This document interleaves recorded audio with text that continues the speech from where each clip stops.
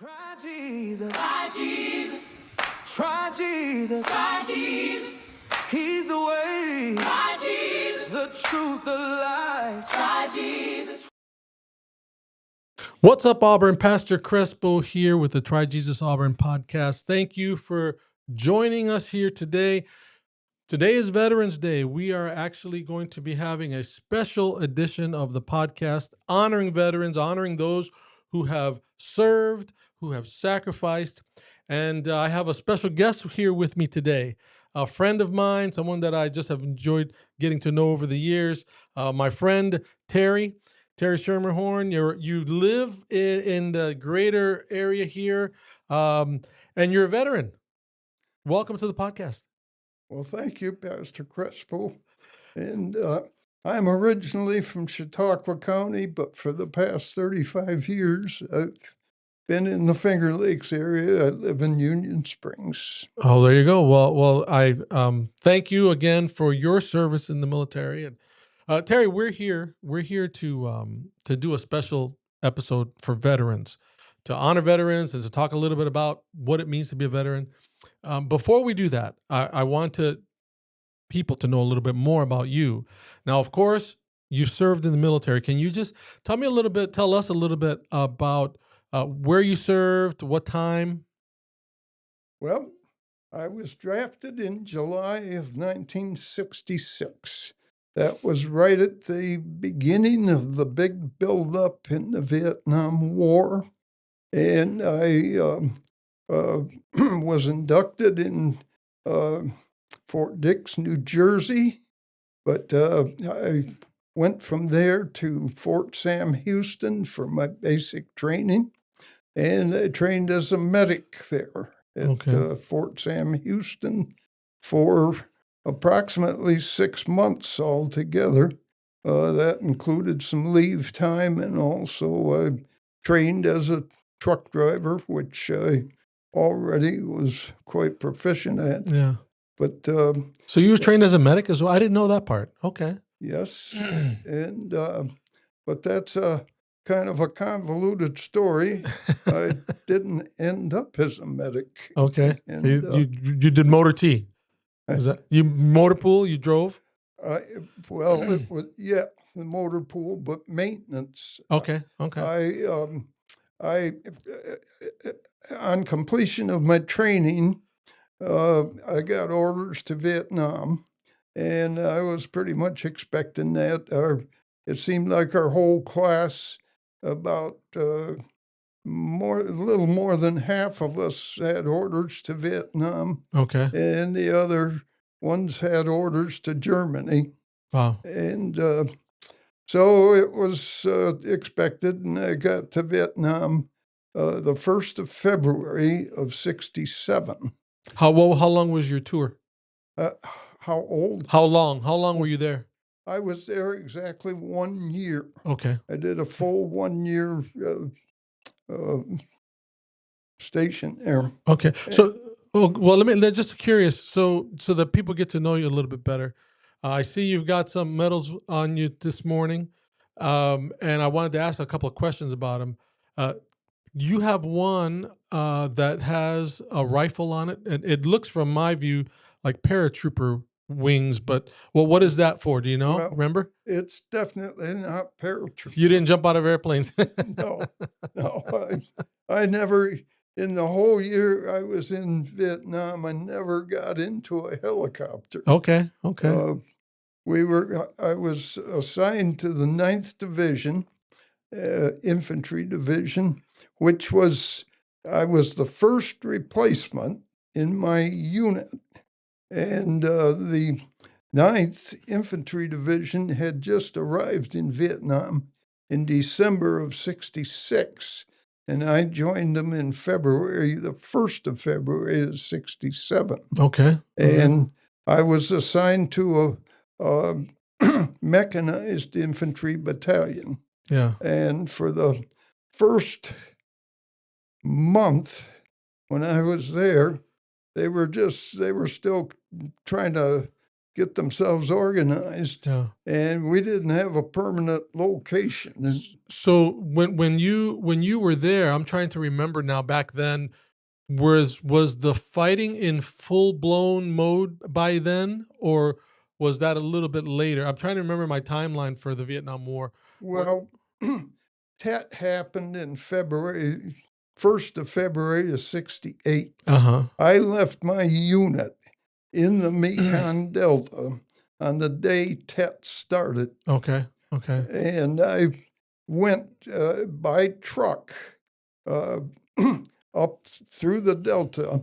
Our camp was located in the village of Bin Phuc, Mm-hmm. and that was 50 miles south of Saigon. Okay. And our base camp, the division base camp, was 20 miles north of Saigon. But you remember all this stuff quite well. Well, You were telling me your memory was not all that great, but your memory seems to be pretty good to me. I don't think I could remember that.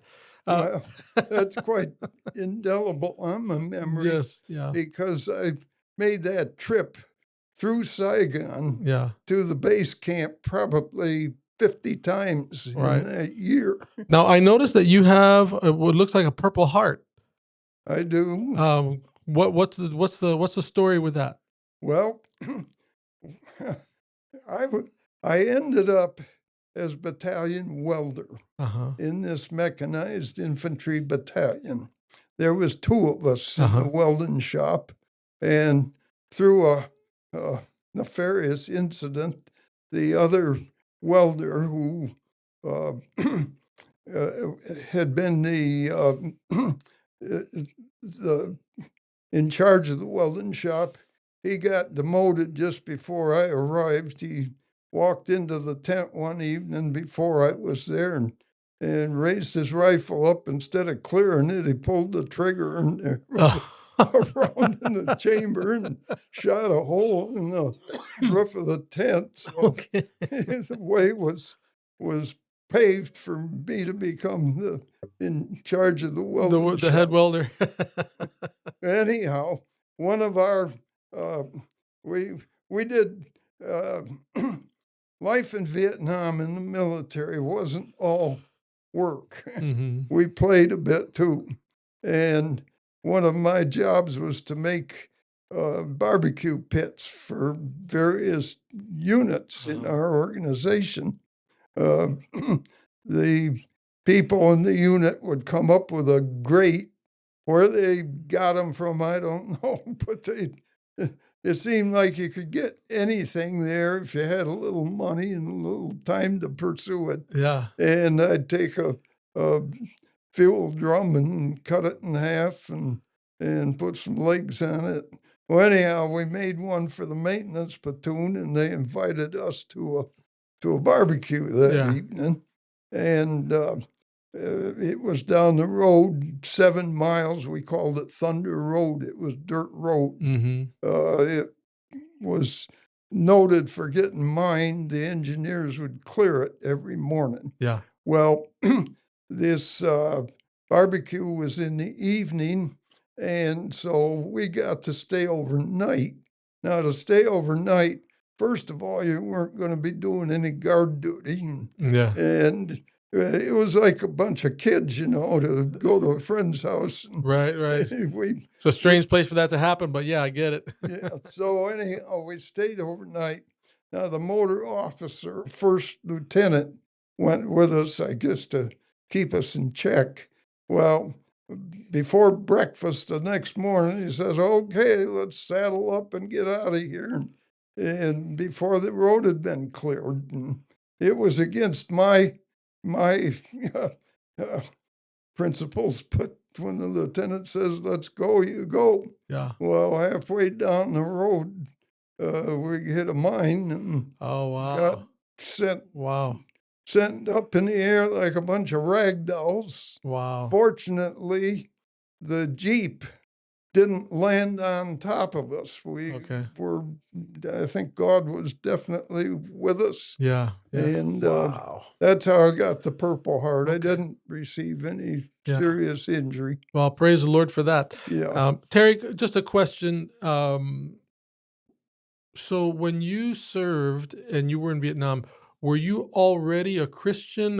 Can you? I just want to know a little bit about a little bit about your military service. I'm just curious. When did you accept the Lord?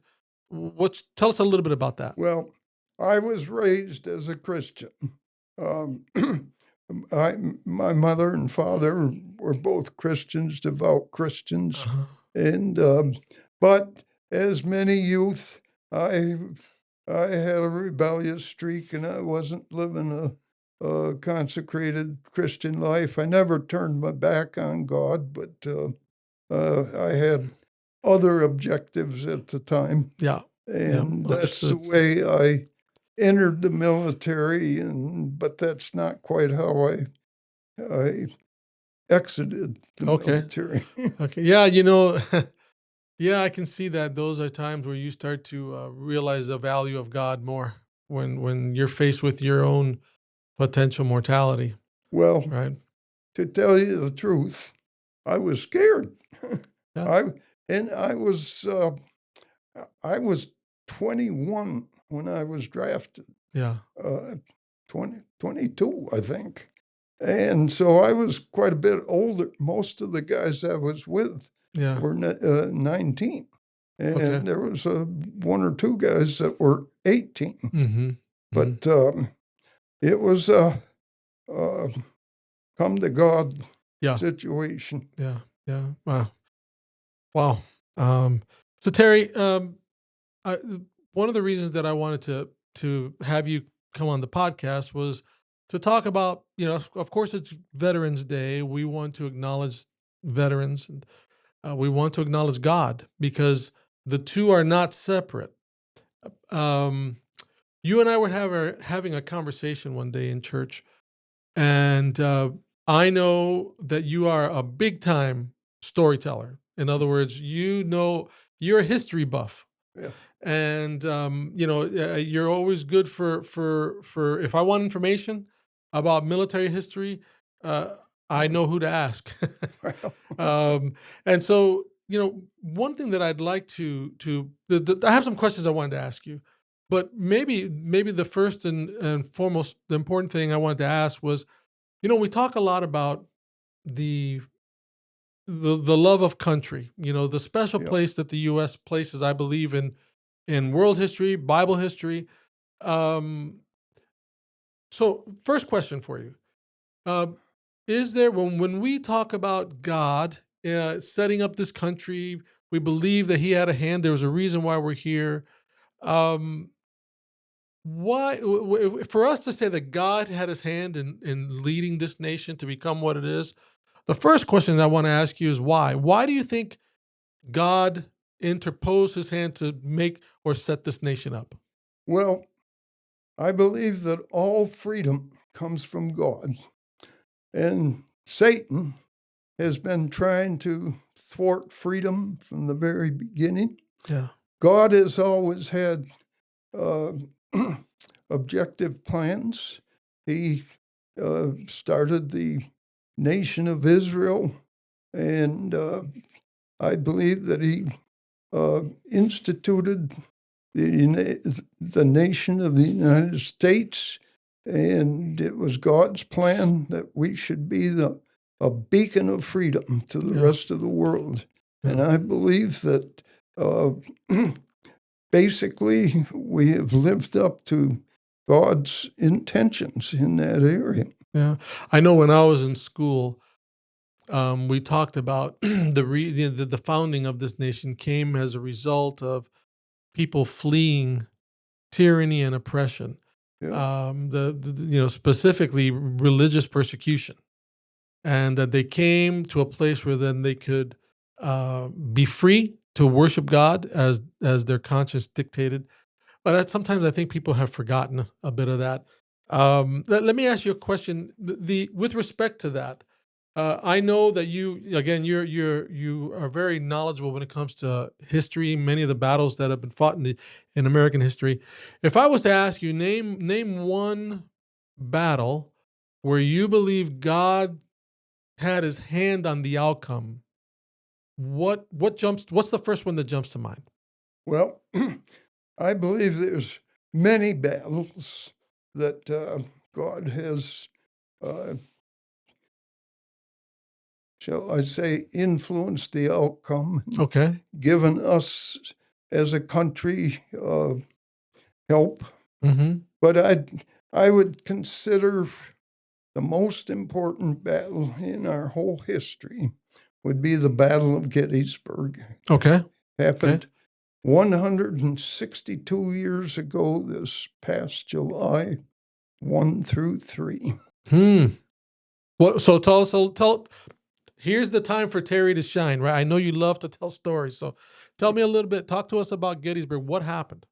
Well, Robert E. Lee was the leader of the Army of Northern Virginia. That was the principal Confederate Army.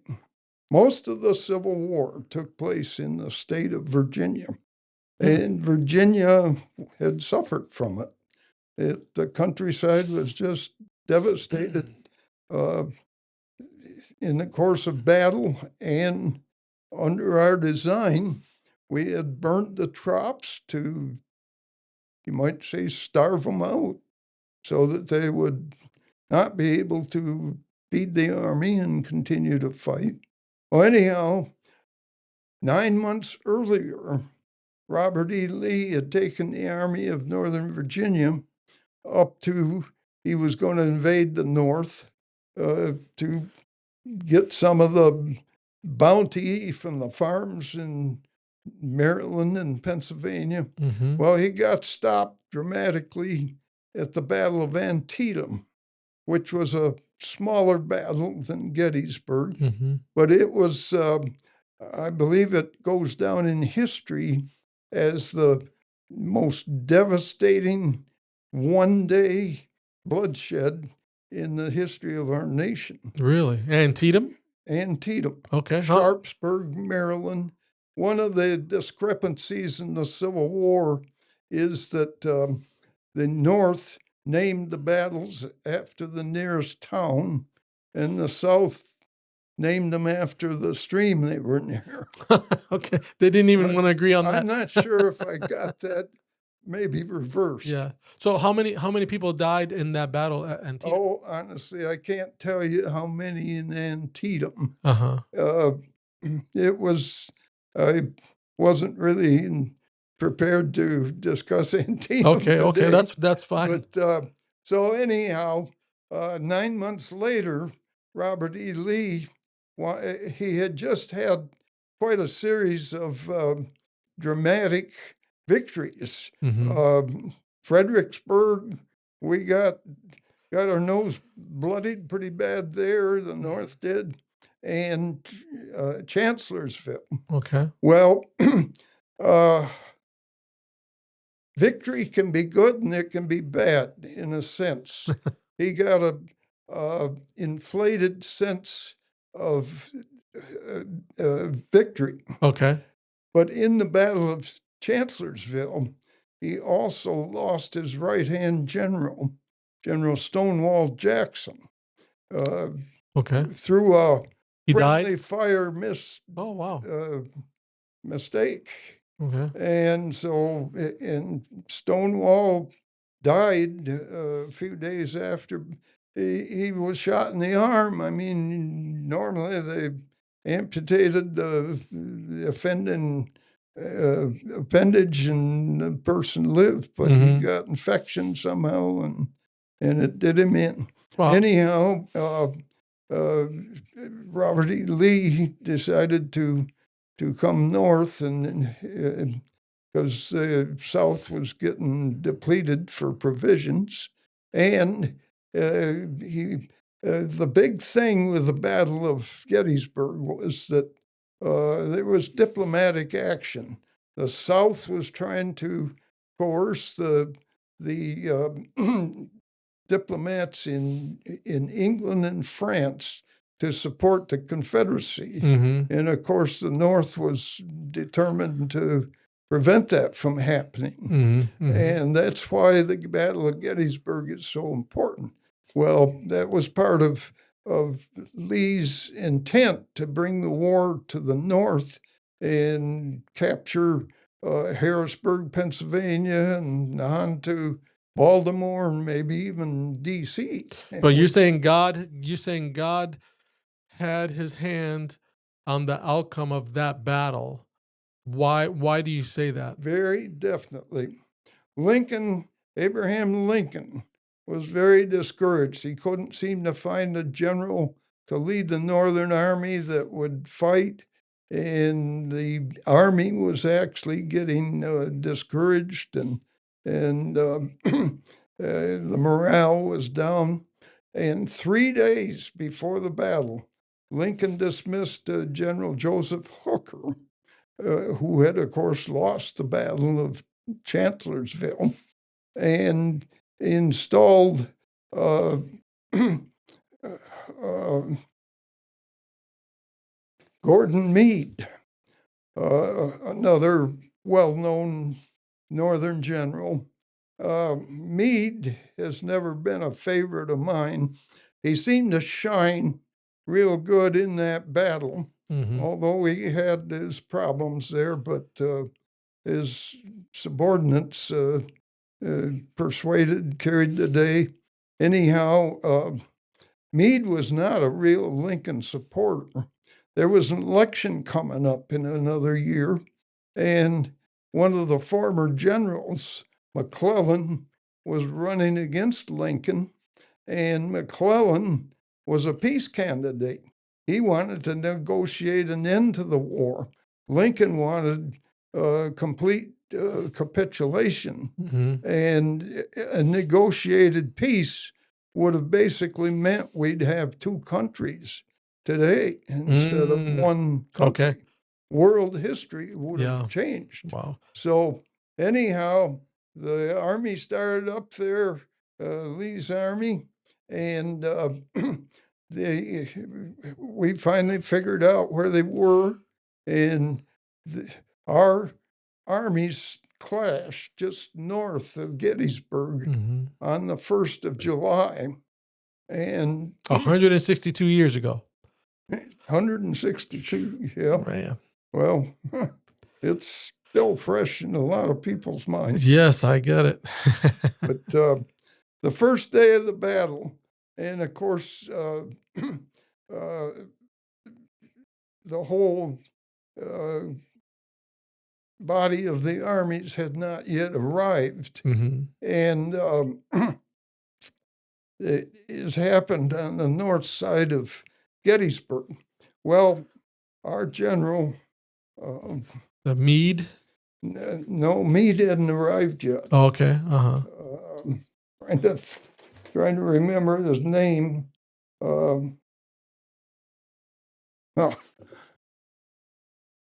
Reynolds, I believe it is. He got killed. Okay. And he was a good general, but I guess a sniper got him in the States. Oh, wow. Anyhow, General Doubleday, who you might recognize the name, he was the inventor of baseball. Okay. After the Civil War. Is that right? Yeah. I didn't know that. Okay. And, What was his name again?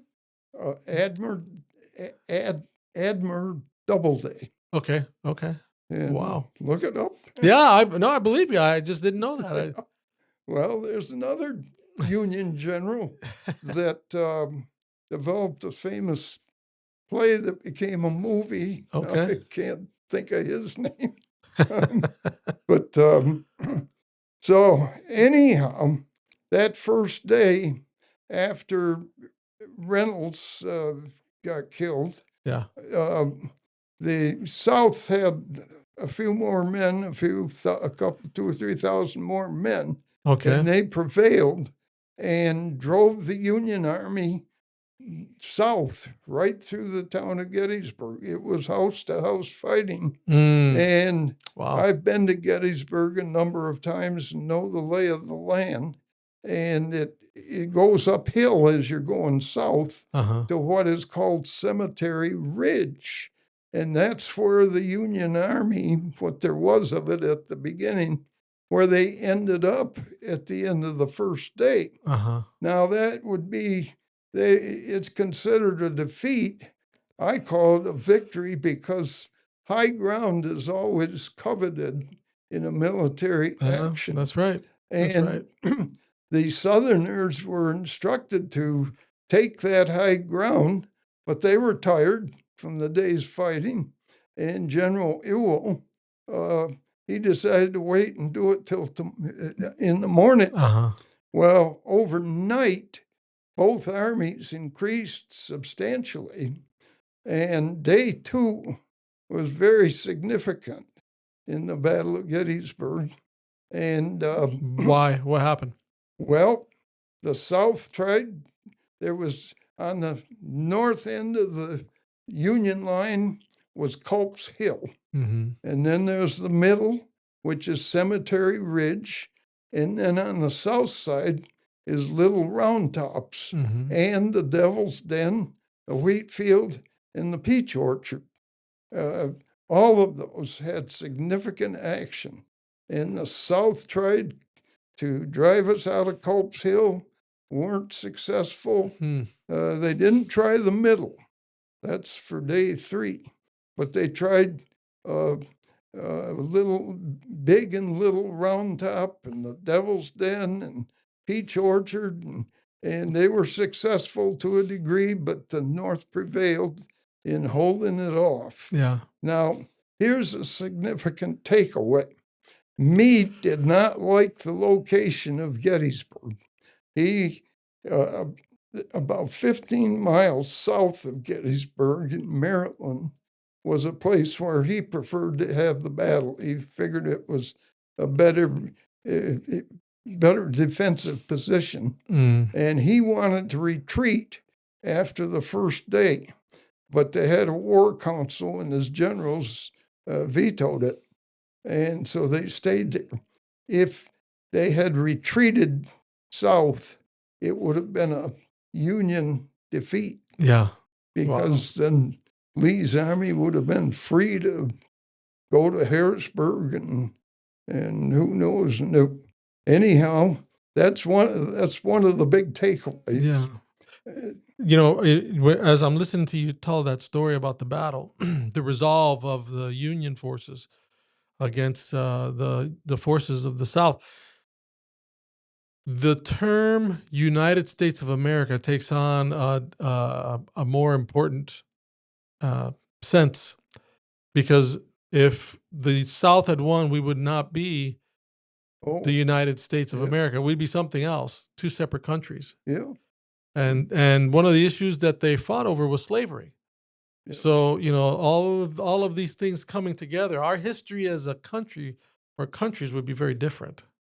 That's true. Yeah. And sorry, did you want to share something else? I didn't mean to cut you off. day 2, it sounds pretty simple and concise, but I'm sure for the men involved, it was a long, long day. Really? And day 3, the South took a little, they made another attempt on Culp's Hill on the north end. Yeah. But they were not successful. And the big thing on day 3 was Pickett's charge in the Union Center. And let me just put it this way. It seemed like in the Battle of Gettysburg, Lee could not do anything right, and Meade did everything right. And it's, but that's... Well, how long did the battle last? Was it 3 days? 3 days. And then what, did the South just retreat when they weren't able to take the high spot? That's another point. On day 3 was on Friday. Mm-hmm. Day 4, the 4th of July, was Saturday. Right. And there was basically a unofficial truce, and both sides were kind of picking up their wounded, and there was about close to just under 10,000 dead, and about 30,000 dead mules and horses. Wow. And it took more than a day or two take care of all that. Yeah. I mean, yeah. it was like That's 2 or 3 months. Yeah. And of course, we didn't have modern mechanical equipment to dig Right. those graves. Yeah. Yeah. Wow. But anyhow, on the 4th, the evening of the 4th and the 5th, Mm-hmm. Lee started his retreat, and he had to cross the mountains, and because when the best way south was in the Shenandoah Valley, and but the first 2 days during the battle were extremely hot in Mhm. July, Yeah. hot and dry. On the 4th, it commenced raining, torrential rains. And when Lee got to the Potomac at, now I can't think of that, Maryland, Hagerstown, Uh-huh. just south of Hagerstown, Mm-hmm. he couldn't cross the river. They didn't have bridges then. Right. Because of the And, rain. Yeah, the river was flooded, Yeah. and he got held up there for 7 days, Wow. waiting for the river to recede enough. And Meade did not pursue him. He could have wiped the army out because they were low on ammunition, food, and medical supplies and everything. And Lincoln was not happy. Mm. Lincoln wanted to get the war over. But this is my take on God's hand in history. The war continued for almost 2 years after that, Mm-hmm. and it took a year, actually about 6 months before the Battle of Gettysburg. Lincoln had issued the Emancipation Proclamation, Right. which it's good while the president's in office, but as soon as Lincoln was gone, it would have not held any importance. Mm-hmm. And it took almost to the end of the war to get the 13th Amendment passed, which ended slavery. Okay. And that was even without the Southern senators and congressmen. When the South seceded, they took their senators and representatives okay. with them. And even under that, there was enough, they call them copperheads, Democrats in the North that were supporting slavery. Mm-hmm. Prevented that 13th Amendment from getting passed. Mm-hmm. And in my thinking, if the war had ended before the 13th Amendment had passed, it wouldn't have really ended. Slavery, yeah. And Wow. it would have cropped up again in a few years, probably. And Wow. Well, I find it interesting. All of the outcomes, the what ifs, if things hadn't gone a certain way, you apply it to the different battles that we face, and of course, let me shift gears a bit from the story of Gettysburg, because we both mentioned this notion. Part of the reason for the war was the fight against slavery, and the lives that were lost in defense of that, and of course what the 13th Amendment being passed, the Emancipation Proclamation as well. I was hoping that in our time here, that to take just a moment, maybe to speak to somebody who's watching. We live in a pretty divided nation today. yeah. It's crazy. It's even amongst Christians, it's like there's just this divide, and we try to, for my part, as it relates to this divide, I've just said, look, I don't have time to be dealing with division. The Apostle Paul, when he dealt with division, he says, I want to know nothing except Jesus Christ and him crucified. That's what he was focused on preaching. But we still see that there's a nation divided, and I have a question for you. Hopefully, maybe give you an opportunity maybe to speak to that. Oftentimes, it seems that depending on which news outlet you listen to, we talk a lot about how bad America is because of her quote unquote sins and things.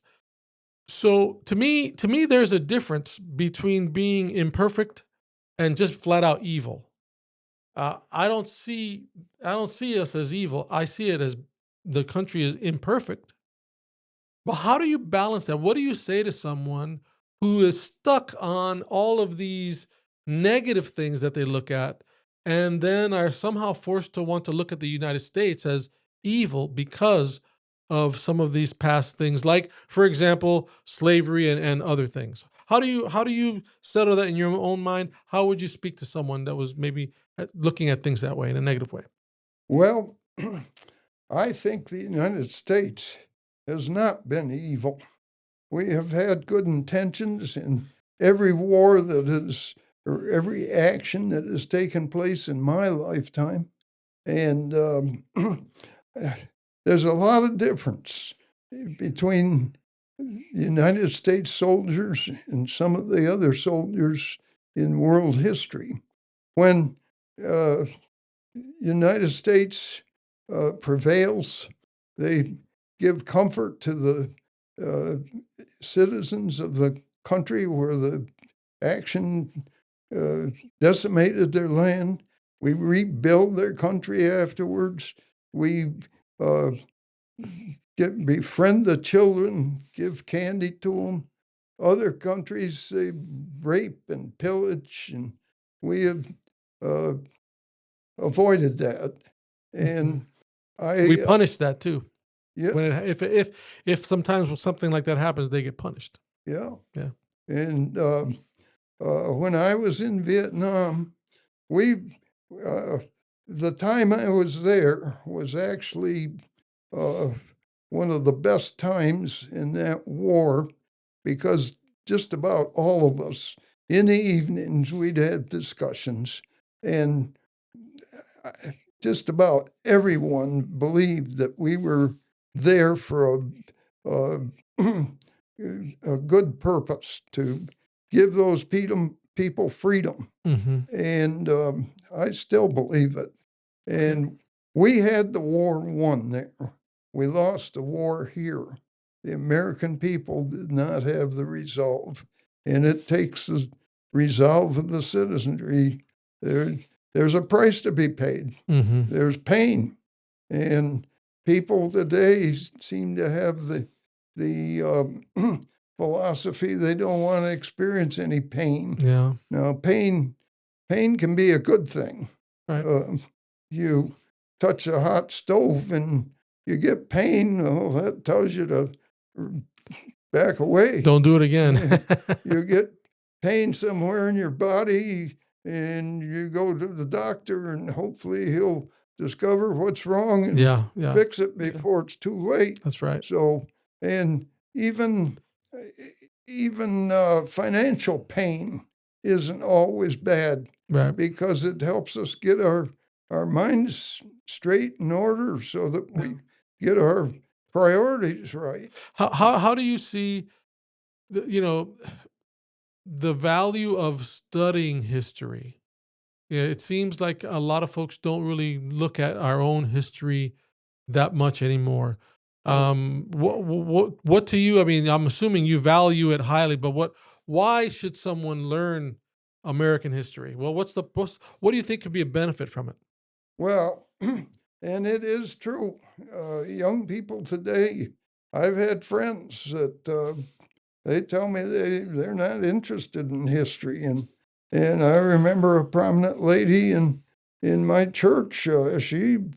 She didn't like history. She said even as when she was in school, she Mhm. hated history. She said the Bible was good enough for her. Well, the Bible is the biggest history book of all time, and That's right. history history is a good teacher.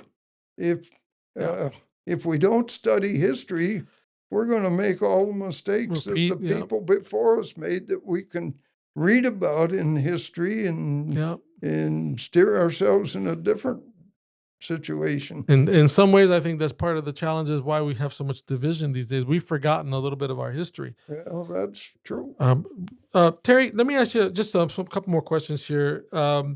First of all, you just touched on one, obviously the Battle of Gettysburg, and there's so much more you can talk about Gettysburg.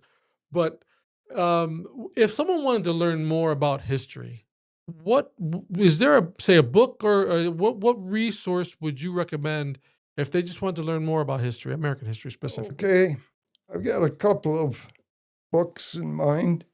Um, for the Civil War, there's a book called Battle Cry of Freedom. It's a basic book. It covers slavery early on and clear through the freeing of the slaves. And the author of that is James McPherson. And for Civil War history, a book on the Pacific War is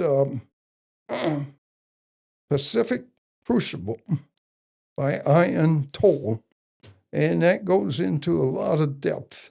What we learned, principles, Pearl Harbor, the Japanese attack on Pearl Harbor was considered a big United States defeat. Mm-hmm. But he points out that we learned a lot from that attack Mm-hmm. that helped us to win. Yeah. The Well, war. it certainly gave resolve to Resolve. deal with what we had to deal with for that. Yeah.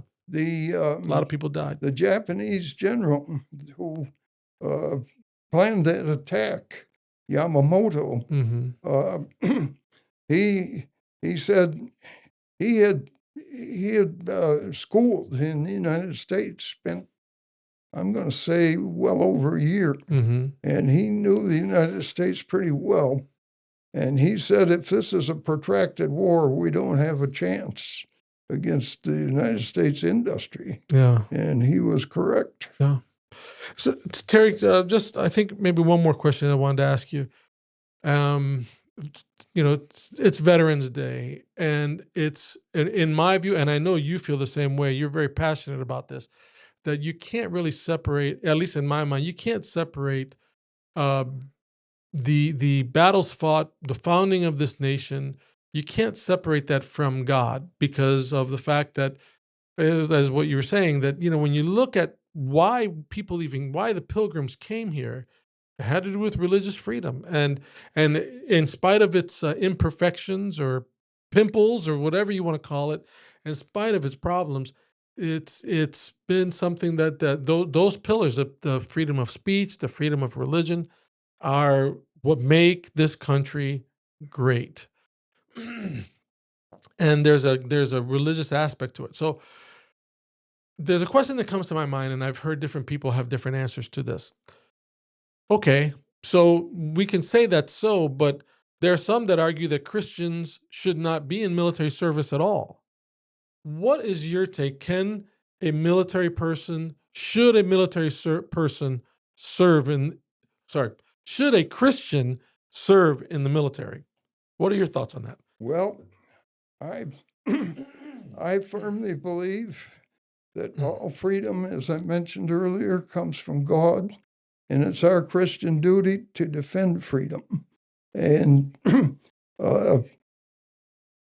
right in the book of Revelation, it states that the four angels are holding back the winds of strife.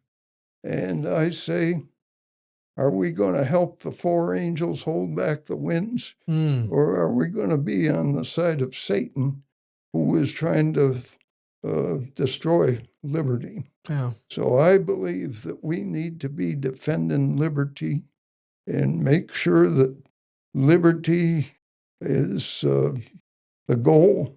And that seems, as I see it, has been the goal of the United States throughout history. We stopped the Holocaust in Europe. Mm-hmm. We instituted the Marshall Plan to rebuild Europe. We fought the Cold War against communism. Mm-hmm. And if you think communism is a good thing, there's quite a few books that will tell you exactly what communism is like. First of all, communism disavows God. The the communist doctrine is what's Mm-hmm. intended to take the Right. place of God Right. and worship.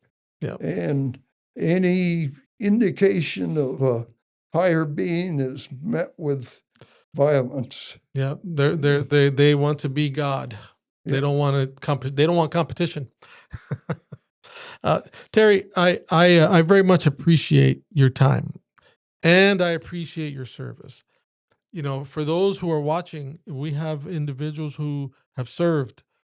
I think from listening to you, the idea freedom takes on a different meaning when you see what it takes to keep it.